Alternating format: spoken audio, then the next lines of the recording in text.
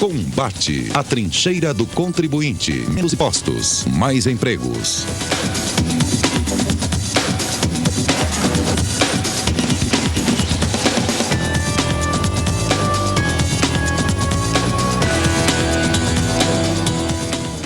Boa noite, amigos e amigas. Estamos iniciando um novo programa Combate. O Combate é um programa da Confederação Nacional de Serviços.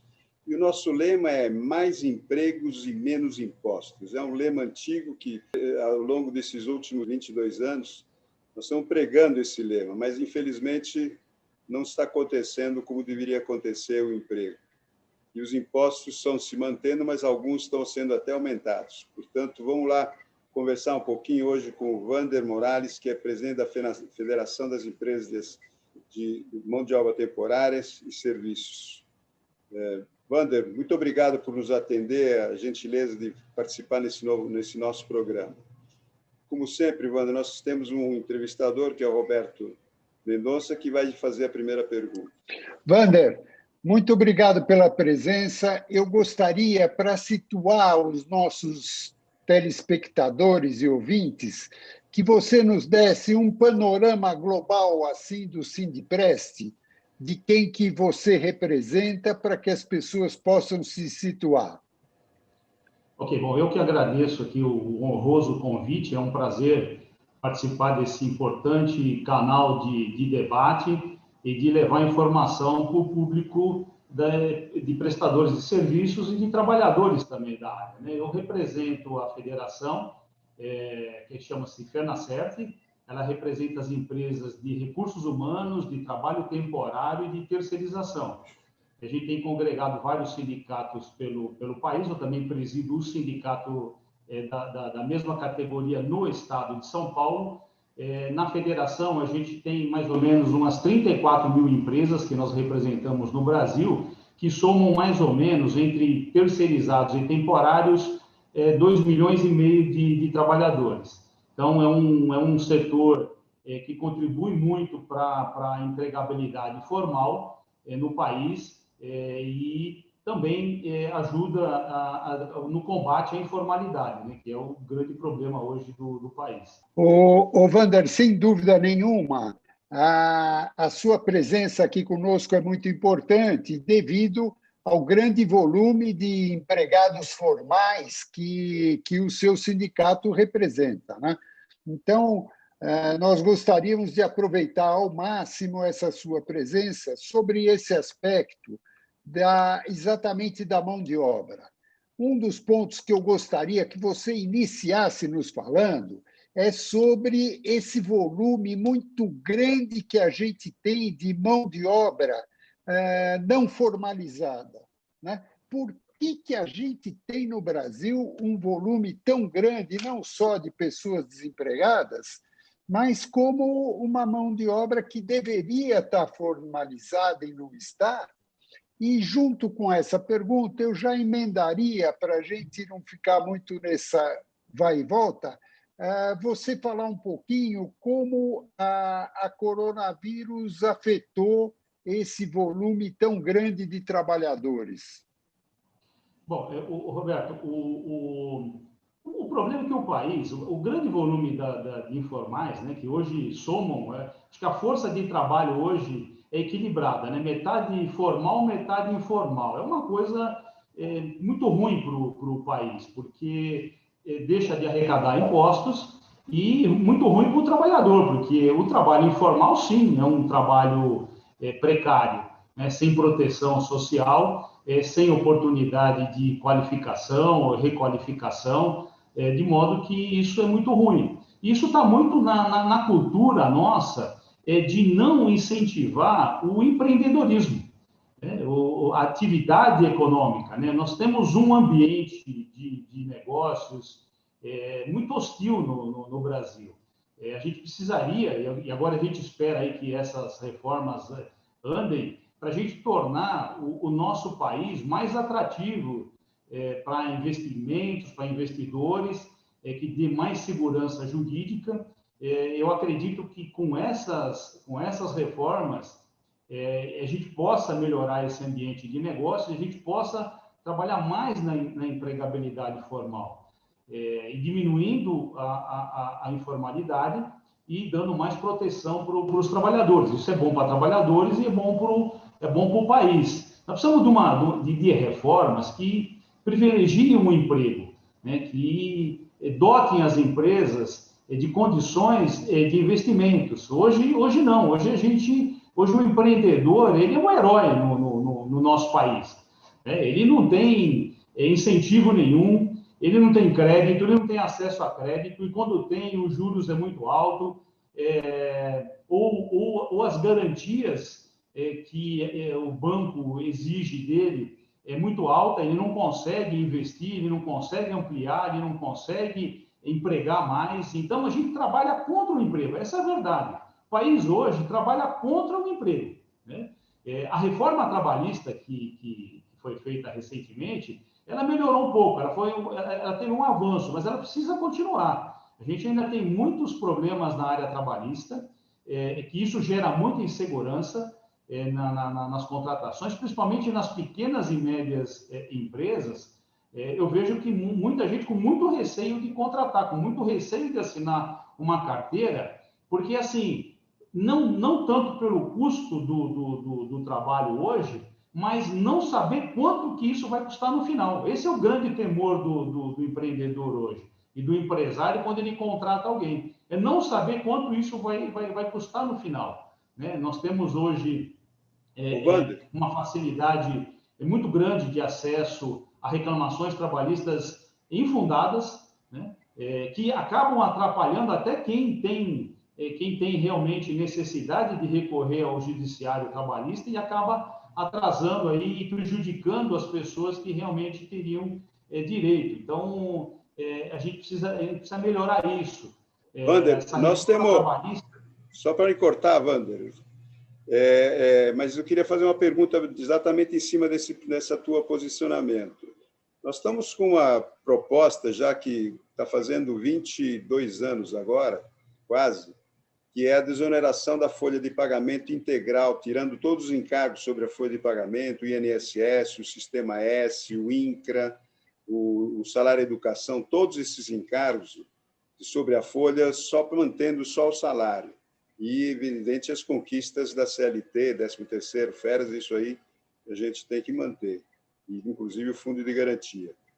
E diminuindo, inclusive, a carga tributária sobre o assalariado. Quer dizer, em vez de o funcionário pagar os 8% a 11% sobre o salário dele, nós estamos propondo que diminui 3 pontos percentuais, pague de 5% a 8% sobre o salário. Com isso, a gente diminuiria a carga tributária sobre o empregador e a carga tributária sobre o empregado. Agora, tudo isso, esse montante de recursos que seriam tirados sobre o salário, teria que ter uma compensação por parte da arrecadação da Previdência, evidentemente. E nós estamos propondo há anos uma contribuição à suplementação financeira que corresponderia a mais ou menos esses 250 bilhões que nós estamos tirando da arrecadação do INSS sobre folha. O que você acha sobre essa proposta antiga que nós temos em defesa e que agora o governo parece que quer encampar parte dela ou encampar integralmente essa proposta? O que você acha sobre isso? E isso não facilitaria a empregabilidade e não daria mais segurança jurídica? Sem dúvida nenhuma, Luiz. Nós precisamos tirar todo esse peso dos impostos, principalmente impostos, PIS e COFINS sobre salário. Você pega uma empresa de mão de obra temporária, onde você tem 90% da composição de uma nota fiscal hoje é salário e encargos sociais. Na terceirização é de uns 70%. Então, veja, você penaliza quem emprega. Então, essa proposta da CNS, da Confederação Nacional de Serviços, ela é perfeita. Eu acredito que agora está com um ambiente propício para isso, com o novo Congresso Nacional aí, com os novos atores. Acredito que essas reformas devam andar, porque a gente precisa resolver essa questão do emprego no Brasil. É muita gente na informalidade, é muita gente no subemprego, é muito desempregado, né? Então, tem que ser feito alguma coisa. E urgente. Eu vi aí essas últimas entrevistas que não tem pressa para discutir a reforma. Poxa, mas quem está lá desempregado tem pressa, né? O desempregado tem pressa para que isso se resolva, para ele ter uma condição, para ele ter uma esperança de um emprego formal, de um emprego com proteção social. Então, eu vejo, Luiz, que essa proposta, nós encampamos isso também, apoiamos essa proposta, esperamos que ela vingue, né, para o bem do Brasil, para o bem dos trabalhadores, né, que a gente possa avançar nesse ponto. Nós não podemos mais penalizar o emprego, né, e as empresas que empregam de forma intensiva também a mão de obra. Essas empresas têm que ter uma compensação. Eu acredito que a movimentação financeira possa suprir essa renúncia, talvez renúncia fiscal que se fala, né? E possa contribuir para isso. Agora, um outro dado também importante, Luiz, que com isso, nós vamos ter um aumento da formalização. E esse aumento da formalização, ele vai aumentar a arrecadação. Então, esse é um ponto importante também que a gente deve levar em consideração, né? O aumento da formalização. Wander, eu acho essa sua colocação uma colocação muito importante, porque você que está nessa frente no dia a dia do emprego, do trabalho formal e do trabalho informal, você sabe muito bem quanto pesa para o trabalhador formal ele ser atendido, ele ter a sua dignidade. E, por outro lado, o trabalhador informal numa situação muito difícil. E eu queria te fazer uma pergunta sobre esse aspecto, Wander, saber se o meu ponto de vista é correto. Quando uma empresa, por causa dos encargos elevados sobre o trabalhador, ela acaba indo para o trabalhador informal, ela, por outro lado, também já deixa de pagar os outros impostos. Já que eu estou na informalidade, não pago nada. E se ela tivesse um custo do trabalho razoável, ela iria para a formalidade e acabaria pagando todos os outros impostos. Você acha que isso é uma coisa que tem fundamento, uma colocação como essa? Totalmente, Roberto, você tem razão. Que não existe fazer meio certo, né? Ou você faz tudo certo ou você faz tudo errado. Eu não vi nenhum empresário hoje querer fazer tudo errado. O empresário, quando ele tem empresa dele formalizada, tudo, ele quer andar dentro das leis. Ele é um cumpridor de leis, né? O empresário é um cumpridor de leis. E ele, às vezes, é impelido a recorrer à informalidade por questão de sobrevivência. Agora, isso também acaba gerando um risco muito grande para o empresário. Por isso que ele não contrata, às vezes, Roberto. Então, ele vai para o informal quando ele tem uma extrema necessidade de sobrevivência. Agora, se ele puder, ele não contrata. Ele não contrata porque o risco de passivo trabalhista é muito grande, né? E aí ele vai ser penalizado e ele não vai querer correr risco. Então, eu vejo que a tua colocação é perfeita, né? Nós não precisamos resolver essa questão do peso, tirar o peso dos impostos, de certos encargos da folha de salário. Isso vai incentivar a formalização. Não tenho dúvida nenhuma disso. Muita gente fala que isso é ficção. Não é ficção, não. Porque essa tua colocação, Roberto, é importante por causa disso. Se você tem uma condição, se você tem um ambiente propício, um ambiente menos hostil para você empregar, você vai empregar. Todo empresário, ele quer crescer. Eu não vejo um empresário que quer ficar pequeno, né? Senão não é empresário. O empreendedor, ele quer crescer, ele quer investir, ele quer progredir, né? Então, para isso ele precisa ter condições, para isso ele precisa ter esse cenário. Você acha, Wander, que essa nova legislatura, que agora com os novos presidentes, tanto do Senado como da Câmara, os discursos deles iniciais favorecem essa oportunidade para a gente pressionar um pouco mais o legislativo e o executivo também, para colocar esta nossa demanda na primeira pauta de reivindicações e de soluções, porque se você não tiver um emprego, você não tem a economia rodando. E para você ter um emprego, você tem que diminuir a carga tributária sobre o trabalho. Com isso, a gente primeiro precisaria dar todas as condições favoráveis à empregabilidade e depois fazer as outras reformas que são necessárias, como a administrativa, como a parte de um sistema novo de sistema tributário. Mas se nós não tirarmos a carga tributária sobre o trabalho, sobre o salário e não facilitar a empregabilidade, você acha que a gente conseguiria reverter isso? Eu acho que sim, o Luigi. E eu vejo a Confederação Nacional de Serviços como a principal entidade para liderar esse movimento da reforma do emprego, porque o setor de serviço hoje ele representa 70% do PIB. O setor de serviço é o que mais emprega hoje no Brasil.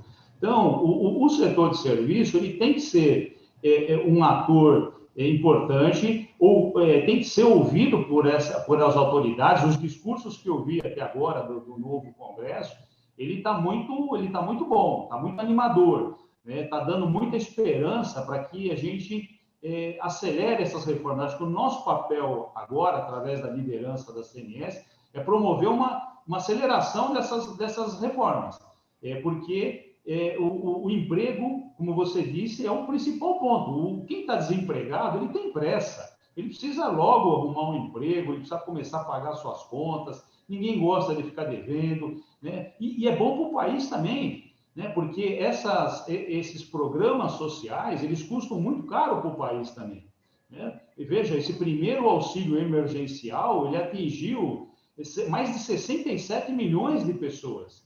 Então, veja a necessidade, veja o tanto de pessoas, milhões de pessoas que precisam ter a sua renda e a gente pode contribuir através, né, do nosso setor com essa empregabilidade formal. Então, agora, uma outra pergunta, Wander, já que nós estamos num processo de pandemia e um processo de resolver problemas sérios da saúde, você acha que a gente tem que trabalhar também nessa questão do emprego e abertura do comércio, dos serviços, etc., e não fechar isso em determinados momentos que as pessoas querem fechar, os governadores e prefeitos querem fechar tudo? Se isso não prejudica também o próprio andamento de voltar à normalidade? Evidentemente, claro que a gente não quer que se torne um processo de pandêmico cada vez pior, mas com um processo organizado, um processo de você ter o distanciamento necessário, com as máscaras, com o problema da limpeza, higienização, etc., você não acha que é muito mais factível você organizar isso de uma maneira definitiva e com isso a gente conseguiria chegar e passar essa epidemia, e não fechando tudo, abrindo e fechando, abrindo e fechando? Parece um negócio de abrir e fechar, e não sei como é que a gente vai para frente. Luiz, eu sou contra o fechamento de negócio, mesmo porque quando você fecha o negócio, mas você não deixa de pagar o trabalhador, você fica com o contrato suspenso, mas você tem que pagar os benefícios, você não, os impostos você tem que continuar recolhendo, o aluguel você tem que continuar pagando. Então, como que o empresário vai sobreviver se ele não tem receita? Então, me parece muita insensibilidade de governos quando eles promovem o fechamento de uma empresa, né? Então, isso me parece que não é muito sensato, isso prejudica muito o trabalho mesmo, o trabalhador. Muita gente acabou perdendo o emprego por conta dessas atitudes e que não levaram a nada. Agora, hoje no país, o Luiz e Roberto, eu acho que a prioridade número 1 é a vacina, né? Então, hoje, acho que a primeira organização aí de governo seria a vacinação em massa. Já tem vacinas aí de vários tipos, de vários formatos, vamos dizer assim, e que precisam ser compradas, tem que ter uma liderança, uma centralização, uma organização. Aproveitando, Wander, sobre esse problema da vacinação, você acha que o empresariado, especialmente o nosso empresariado na área de serviço, que tem grande quantidade de pessoas, se aceitaria pagar uma vacinação do seu funcionário. Você acha que teríamos condição de fazer esse benefício para os nossos funcionários, pagando essa vacina, se eventualmente a gente conseguisse obter vacinas para poder imunizar os funcionários? Você tem que ter espaço para isso? Então, eu vejo assim, financeiramente depende de quanto isso vai custar para as empresas. Toda empresa, principalmente na área de terceirização e de trabalho temporário, as margens, elas são muito pequenas. Não tem muito espaço para grandes investimentos. Isso teria que ser numa composição com o cliente, mas é possível, sim, a iniciativa privada entrar nessa organização, vamos dizer assim, de vacinação em massa. Eu acho que quanto mais a gente acelerar isso, mais a gente encurtar os prazos de vacinação, mais rápido a economia vai começar a se recuperar. Isso sem dúvida. O Wander, nós estávamos analisando isso na CNS, de fazer uma vacinação pelos empresários em paralelo ao governo e acompanhando o governo, mas vacinar os empresários vacinando seus funcionários para que a atividade retorne à normalidade o mais rápido que a gente conseguir. Você acha que, pelo que nós vimos de preços de vacina, seria uma coisa tipo 10, 15 dólares por funcionário, ou seja, uma coisa entre 50 a 100 reais por funcionário, porque a empresa arcaria com isso e ela poderia retornar a uma normalidade mais rapidamente, né? O Roberto, é pesado, né? Para o empresário de terceirização, ele tem os custos muito, muito justos, né? Não tem muito espaço para esse investimento. Mas seria uma coisa para se considerar. Mas eu não vejo nem isso como possível no momento, Roberto, porque não tem nem vacina à disposição. Teve um movimento aí até de laboratórios particulares comprarem as vacinas, e isso me parece que não prosperou, mesmo porque a prioridade é o governo liderar isso através do SUS e de governos estaduais, municipais, né, centralizando no Ministério da Saúde. Então, eu vejo isso com um pouco mais de dificuldade, mas sempre é possível, Roberto. A empresa que tem... Nós temos empresas de terceirização que tem 60 mil funcionários. Ela gastar 100... Você falou 100 dólares ou 100 reais? 100 reais. 100 reais. Não, 100 reais. 100 reais. Algo então, como 10 dólares.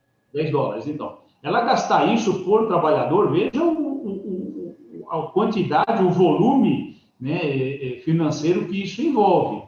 Isso teria que ser estudado, teria que ser avaliado, né, mais profundamente. Mas tudo é possível, sim.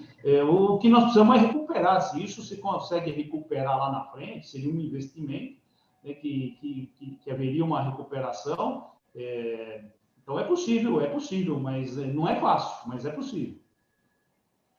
A nossa ideia, veja bem, Wander, é exatamente isso, dar uma colaboração junto ao governo nesse sentido, para viabilizar e minimizar o máximo possível o prazo para podermos voltar à normalidade, né? Com que realmente só com vacina a gente... Se bem que muita gente diz que também com vacina você tem que continuar tomando os cuidados necessários para se manter livre do vírus, né?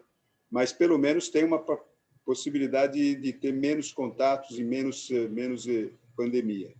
Transformar isso num processo que nem fosse uma normal doença que nós teríamos em vista. Mas você acha que é um pouquinho complexo os empresários gastarem 100 reais por funcionário para viabilizar isso, ou parte disso também? Porque também não precisa colaborar com tudo, pode ser colaborar com uma parte que o governo colaboraria e outra parte nós colaboramos. É possível, é difícil, mas é possível sim, a gente organizar, fazer uma consulta. Mas você falou uma coisa importante, Luigi. não se pode fechar nenhum tipo de negócio desde que você adote todos os protocolos aí de higiene, de segurança.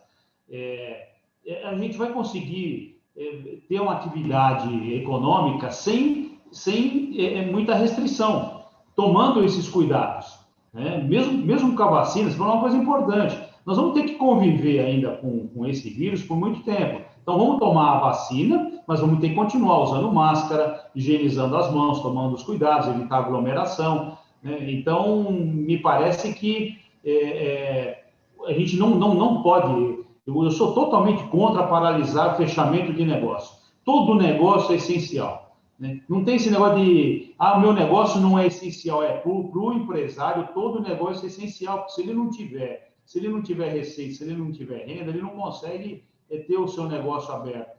Então, ele fecha. E se ele fecha, isso é ruim para o país, né? Vejo o caso aí dos restaurantes. Os restaurantes que adotaram todos os protocolos de higiene foram obrigados a fechar.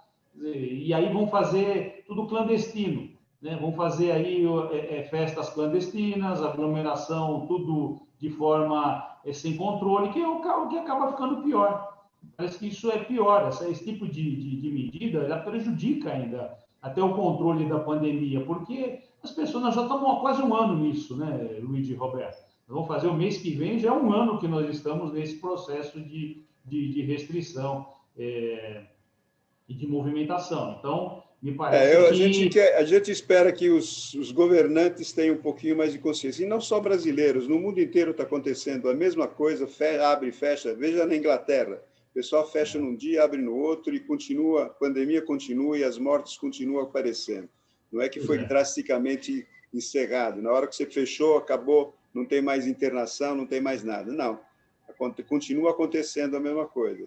Existe um processo normal de que essa doença ela vai cumprir o seu papel e nós temos que conviver, como você falou, conviver com ela durante um período ainda, não, e creio que é um período ainda longo, não é curto, não. Até o fim quem sabe, até meados de 2022, a gente vai ter que trabalhar, ter que conviver com ela ainda. Por isso, a gente tem que tomar decisões que sejam corretas e sejam duradouras, mantendo todo esse sistema funcionando para que a economia também deixe de funcionar. Sem economia não tem emprego, sem emprego também não tem gente que vai ficar na rua assaltando, né? E isso é muito mais prejudicial do que propriamente até o problema da pandemia. Wander, nós estamos chegando no finalzinho da nossa reunião e eu vou pedir para o Roberto fazer a tua última pergunta e você as últimas considerações e nós podemos encerrar essa entrevista que eu acho que foi muito boa. Wander, eu gostaria que você nos falasse um pouco sobre como você vê a importância e a diferença entre o emprego formal e o emprego informal, do ponto de vista do trabalhador. Como que você enxerga essa dificuldade? Como você vê isso? Olha, Roberto, o emprego informal, ele é totalmente precário, né? Essa é a verdadeira precarização. Eu lembro que quando a gente discutia a lei da terceirização, a gente ouvia muito que a terceirização era a precarização do trabalho. Isso mesmo nós éramos os vilões, né? Nós éramos os vilões, né? Que haveria, com a lei, uma explosão, todo mundo seria terceirizado, acabaria o emprego formal, aquela história toda. E veja, e o problema, Roberto, é justamente esse ponto que você tocou, a informalidade. Wander, muito obrigado pela sua contribuição. Nós vemos que você é um representante dos empresários que pensa exatamente como a CNS pensa e trabalha no aspecto de formalizar o trabalho. Muito obrigado. Nós gostamos muito da sua entrevista. Muito obrigado, Luíde, pela nossa participação, pela sua participação. Nós voltaremos na próxima semana, no mesmo horário. Muito obrigado a você, telespectador. Boa noite. Combate, a trincheira do contribuinte. Menos impostos, mais empregos.